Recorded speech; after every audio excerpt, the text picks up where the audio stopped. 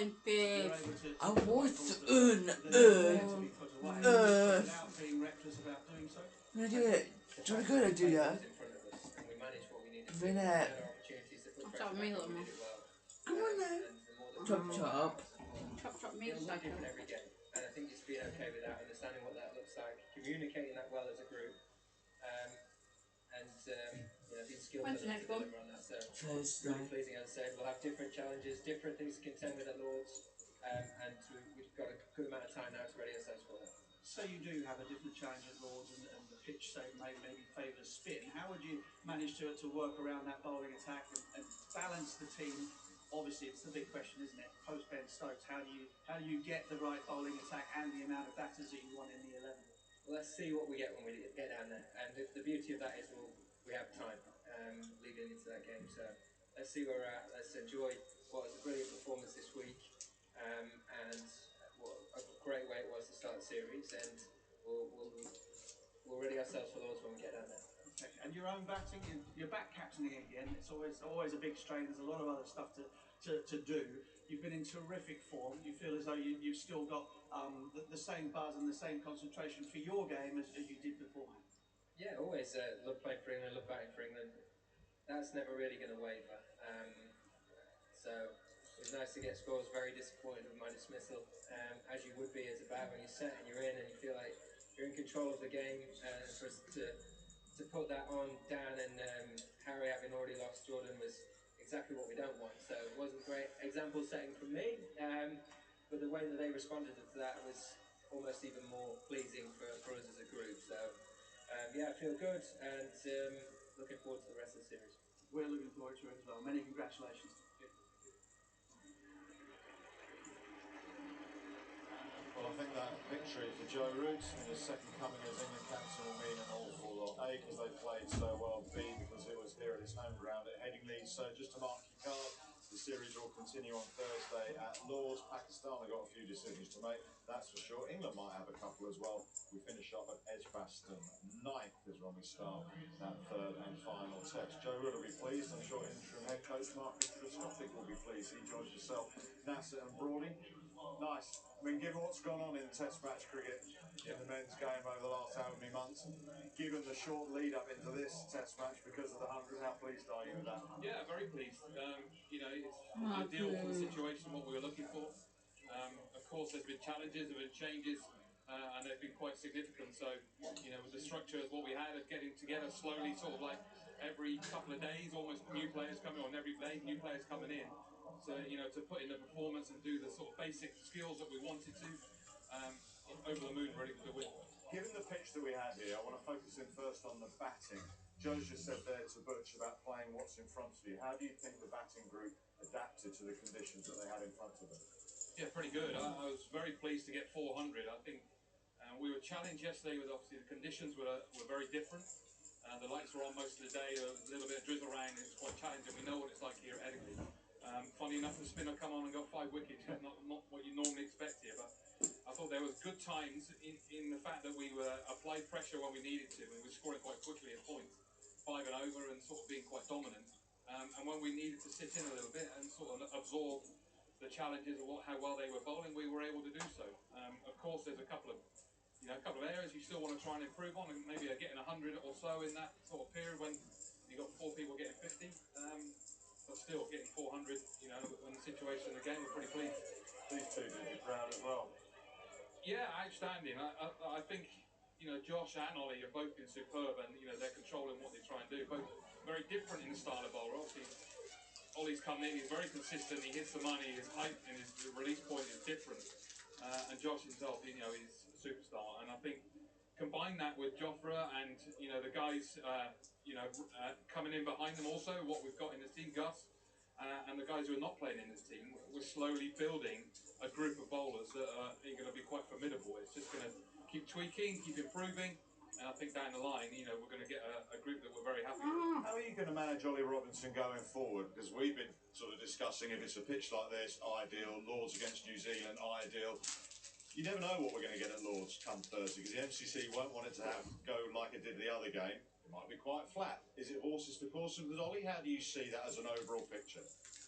Well, because of the areas of, you know, the style of bowlers we've got around it also, we do have the ability that we can chop him out and take in and bring in someone else. But I think, you know, keeping a bit of difference to your bowling attack, he adds that little bit of variety in a different way compared to bringing in a fast bowler or challenging in that area.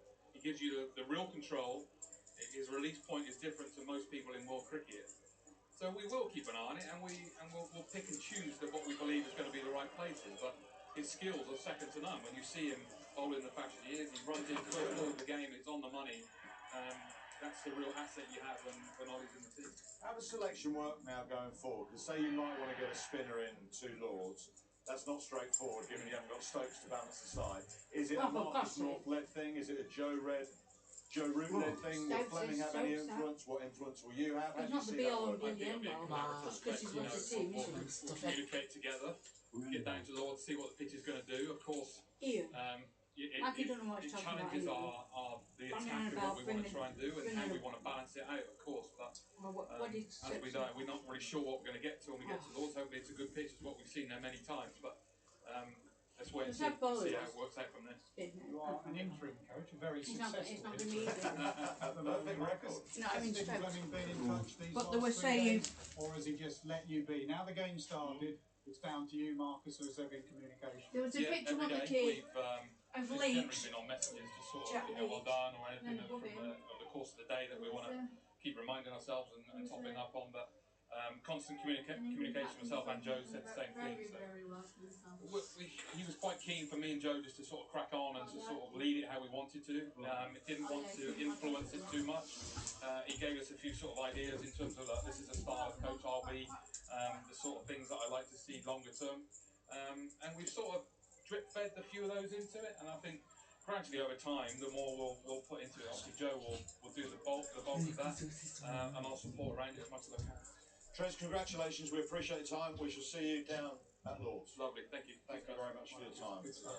Brody, have we learnt anything from England over the course of this Test match?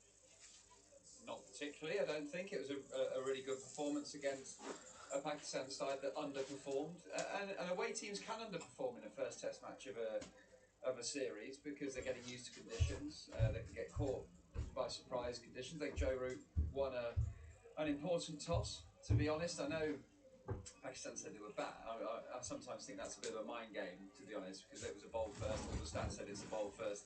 You basically bowl first, you win the game here in the last 6-7 years. So I think it was a really big toss for Joe Root to win, but the bowlers set the tone beautifully. Yes, in moving conditions, but you've got to hit those areas and put the batters that you're playing against under pressure. You can only beat what's in front of you, and England have done that quite comprehensively.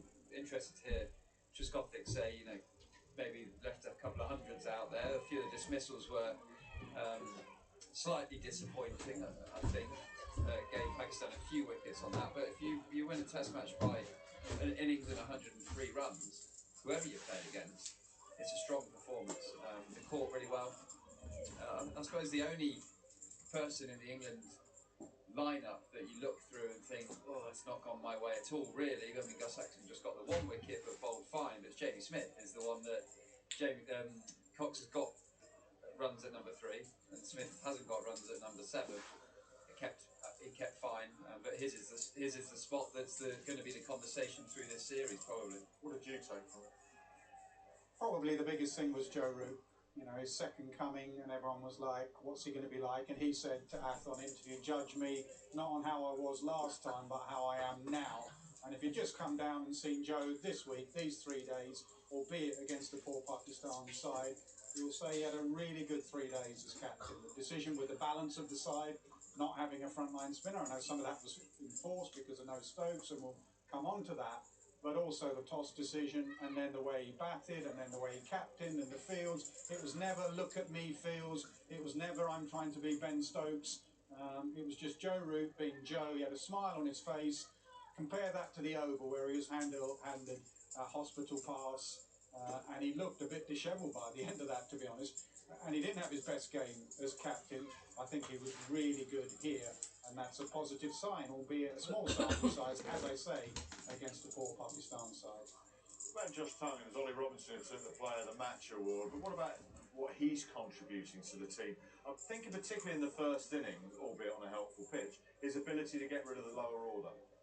Big strength of his. I mean, it was Ben Stokes here last year on this ground. He did the rabbit pie signal, wasn't it, when he just came on and knocked over the tail. But you know, I think that's a strength as a fast bowler as well. Sometimes the amount of conversations we have off the field of can't get rid of the lower order. I think of Dale Steyn being one of the best I've seen, and Josh Tongue does a very similar thing. Bowls 90 mile an hour, can move the ball and pitch the ball up, and he's still removing really good players as well. His record against Steve Smith, for example, was exceptional. So, you know, I think he's England's best bowler. He's England's trump card really at the moment. Most valuable bowler that England have. He looks fit. He looks like he's bowling a good amount of overs, keeping his bowling's maintenance rather than stopping and starting the whole time, because he's had injury problems, right? That's been his thing that stopped him over the last 6-7 years. So he'll want to continue that sort of form by bowling, staying fit. He looks fit, and he holds the key for England to be successful over the next year. I think with a performance like this against Pakistan, you look within, you don't look at the opposition, you look within, and you're constantly looking, how can we improve as a side? We're going to have sterner challenges ahead. It may be in the second test match. Brody makes a good point, sides often improve when touring. It may be down the line, where are areas we can improve? Someone like Ollie Robinson, you know, do you need someone on his shoulder all the time now to make sure that he does keep his fitness levels up? You know, they say about Jofra, you can let Jofra go for a month. He hasn't got a month now, but I'm talking at the end of this series. You can let Jofra go, and you know Jofra will come back fully fit and bowling the speed of light again. Will Ollie Robinson do that? And if he hasn't done it in the past, you've got to make sure that he does do that. I thought there was a maturity about their performance here on and off the field as well.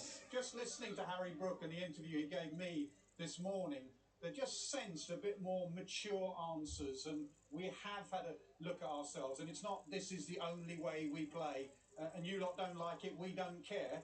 There was a sort of, we have looked at ourselves, we realise there are a lot of good bits, as Joe said to Michael Atherton, there are a lot of good bits from Stokes and McCullum that we can take looking forward. For example, the last thing we want is this batting lineup to go back to playing boring, dull, see-out day 250 for 7 or something, that game against New Zealand at Lord's, where they didn't chase down. I thought they got the tempo right, albeit because they were given a 4-ball every over.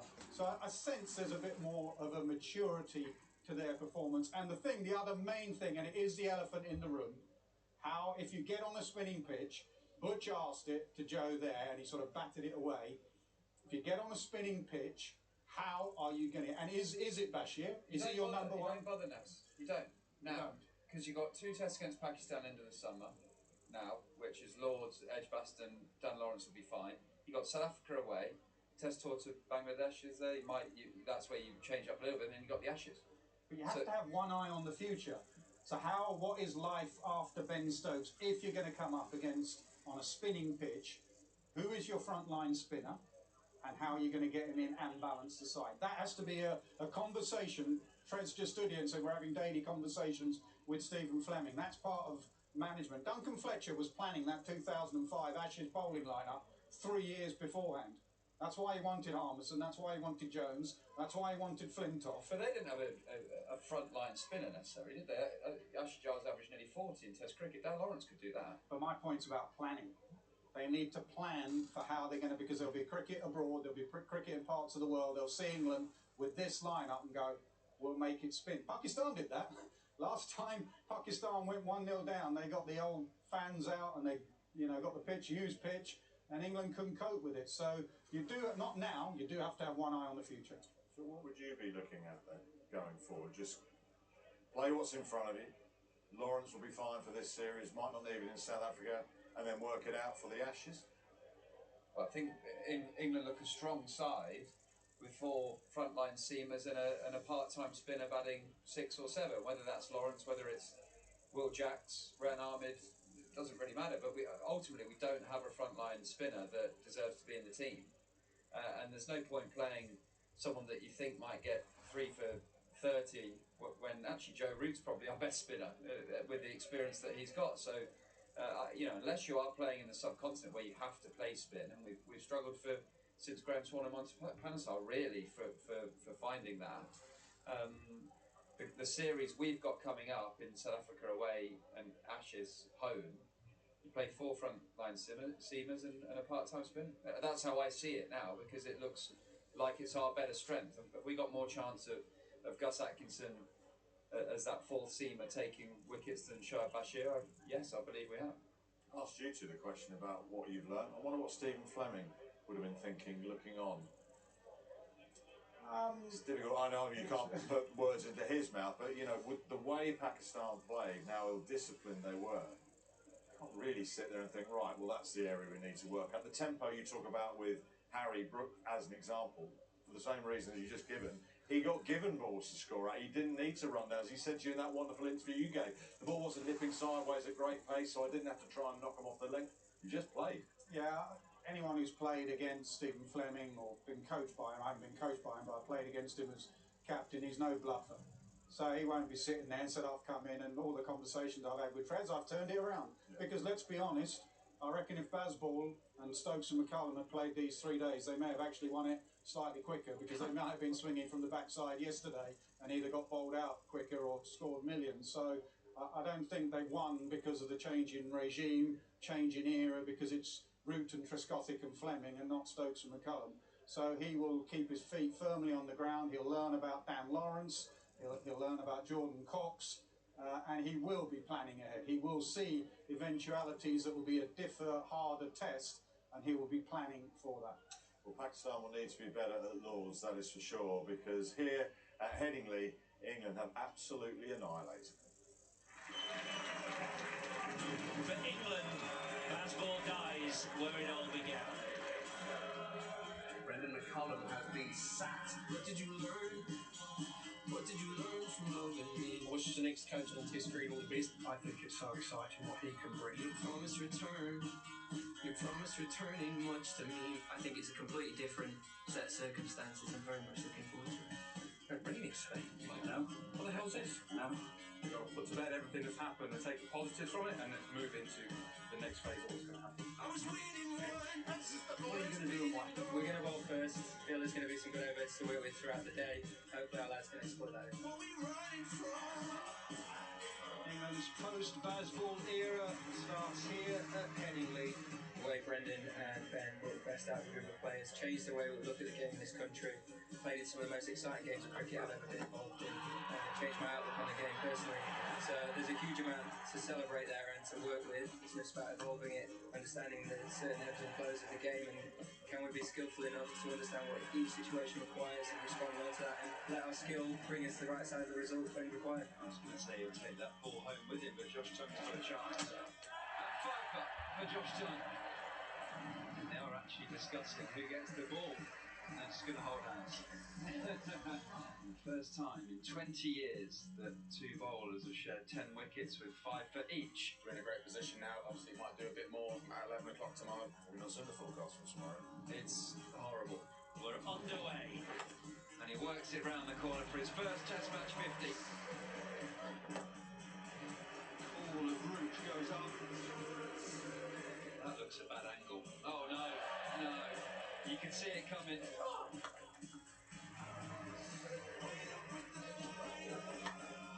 for Lawrence.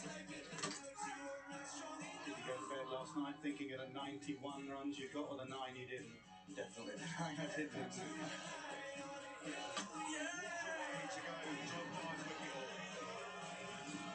We have much better conditions in Leeds for day 3 of this first test. This is exactly where England would want to be. Somehow Pakistan have to get up past 400. Everything that Joe Root has touched this week is turning into gold. He's taken a catch himself at leg slip, having just moved into the position, and has just a moment ago put Lawrence in a quite unusual position behind square on the leg side, and lo and behold.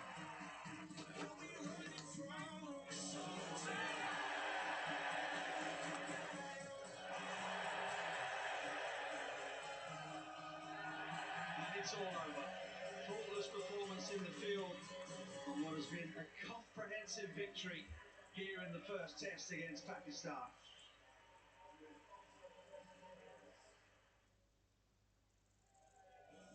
comprehensive, ruthless, whatever you want to call it.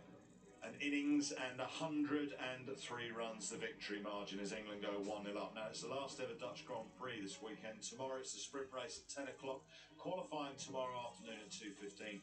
We'll build up to the Heineken Dutch Grand Prix at 12:30 on Sunday. Sky Sports F1. Premier League returns this evening with defending champions Arsenal up against Coventry. 6:30 tomorrow. It's Brentford against Tottenham at 5 on Sky Sports Premier League. 2 games at 1 o'clock on Sunday. Brighton against Aston Villa on Sky Sports main event. Manchester City against Bournemouth will be on Sky Sports Premier League. And the final game on Super Sunday is at 4 o'clock. Newcastle against Liverpool. So 4 o'clock Sky Sports Premier League for that.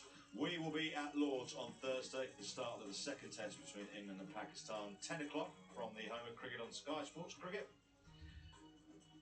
And we have some golf next on Sky Sports main event. Rory McIlroy right at the top of the leaderboard. Day 2 of the BMW Championship. England here at Headingley have gone 1-0 up.